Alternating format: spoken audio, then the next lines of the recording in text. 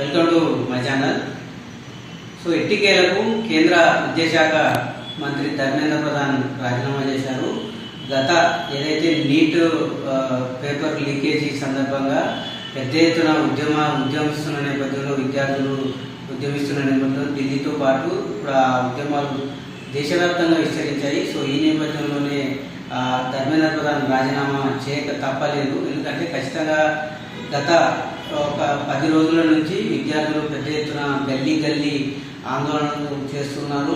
వారు 3 డిమాండ్లు ప్రభుత్వం ముందు ఉంచారు. అందులో ఒకటి ధర్మేంద్ర ప్రధాన్ రాజీనామా, రెండవది ఏదైతే ఉందో ఎట్టి పరిస్థితుల్లో కూడా ఈ పేపర్ లీకేజీ ఎవరైతే చేశారో ఆ పేపర్ లీకేజీ సంబంధించిన నిందితులను కఠినంగా శిక్షించాలి.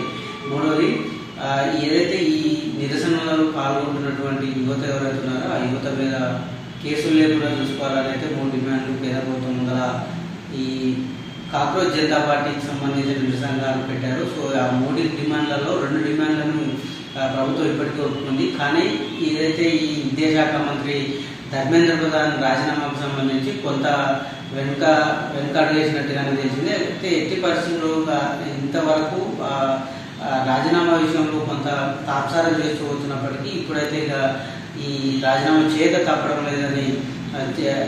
తప్పలేదు. ఖచ్చితంగా ఈరోజు రాజీనామా చేయడం జరిగింది. ఎందుకంటే అతను కూడా ఒక బహిరంగంగా సోషల్ మీడియాలో ఒక పోస్ట్ పెట్టడం జరిగింది. సో విద్యార్థుల భవిష్యత్తును దృష్టిలో ఉంచుకొని సో నేను రాజీనామా చేస్తున్నాను. ఎందుకంటే విద్యార్థులు పెద్ద ఎత్తున గత 10 రోజులుగా ఢిల్లీ రోడ్ల మీద కావచ్చు దేశవ్యాప్తంగా అనేక మంది ఆందోళన చేస్తున్నారు.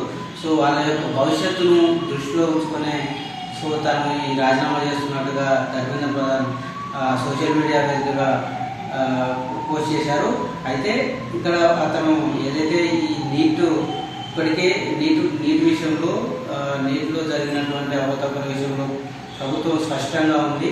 ఏదైతే అది జరిగినటువంటి మాస్ కాపింగ్ సంబంధించి ఇప్పటికే సిబిఐ ఎంక్వైరీ నడుస్తున్న నేపథ్యంలోనే సో నిన్న జరిగినటువంటి క్యాబినెట్లో ఖచ్చితంగా రాబోయే ఏదైతే ఈ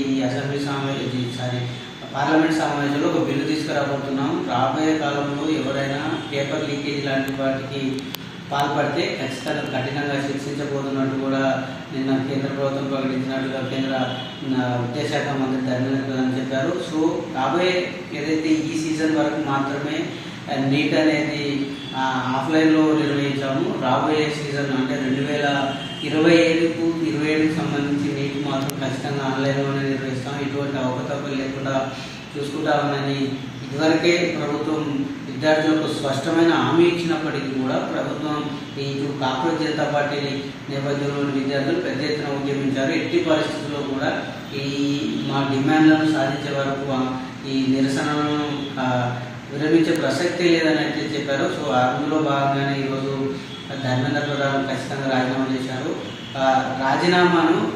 తన రాజీనామాను మోడీకి పంపించారు. తనకు అవకాశం ఇచ్చిన మోదీకి కృతజ్ఞతలు తెలిపారు.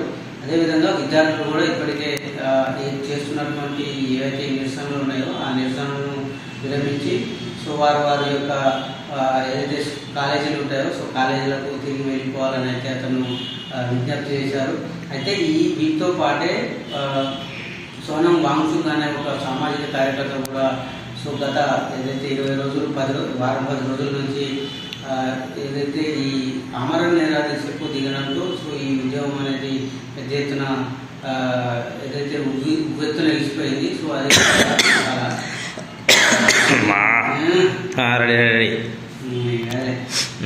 సో ఏదైతే సామాజిక కార్యకర్త సోనం వాంగ్చుక్ చేసినటువంటి నిరాహార దీక్ష ఫలితంగానే ఈ యొక్క ఉద్యమం పెద్ద ఎత్తున ఉవ్వెత్తున ఎగిసింది. సో దాంతో పాటే అంటే అతన్ని ఆమరణ దీక్ష నిరసిస్తూనే పెద్ద ఎత్తున కాక్రోచ్ జనతా పార్టీకి చెందినటువంటి యువత కావచ్చు జడ్జి యువత కావచ్చు వీరంతా ఢిల్లీ గల్లీని చుట్టుముట్టారు. సో అటు సైన్యంతో పాటు ఏదైతే ర్యాపిడ్ యాక్షన్ ఫోర్స్ అదేవిధంగా ఢిల్లీ పోలీసులను ప్రభుత్వం మోహరించినప్పటికీ కూడా సో ఇటు ఆ పోలీసులకు సైతం వీళ్ళు ఎదురెడ్డి తమ యొక్క నిరసనను దేశమే కాదు ప్రపంచవ్యాప్తంగా సో ఈ నిరసనను చాటి చెప్పారు.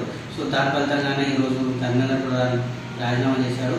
సో మరి అంటే ఇక్కడ కీలక అప్డేట్ ఏంటంటే ఈ మహారాష్ట్రకు సంబంధించినటువంటి సీఎం దేవేంద్ర ఫడ్నవీస్ అదేవిధంగా డిప్యూటీ సీఎం ఇద్దరిని ఢిల్లీకి రావాల్సిందిగా అధిష్టానం ఆదేశించింది. అయితే ఈ వీటిలో ఎవరికైనా ఈ కేంద్ర విద్యాశాఖ మంత్రి పదవి ఇస్తారా అనేది అయితే కొంత ఆసక్తి నెలకొందనే చెప్పుకోవచ్చు.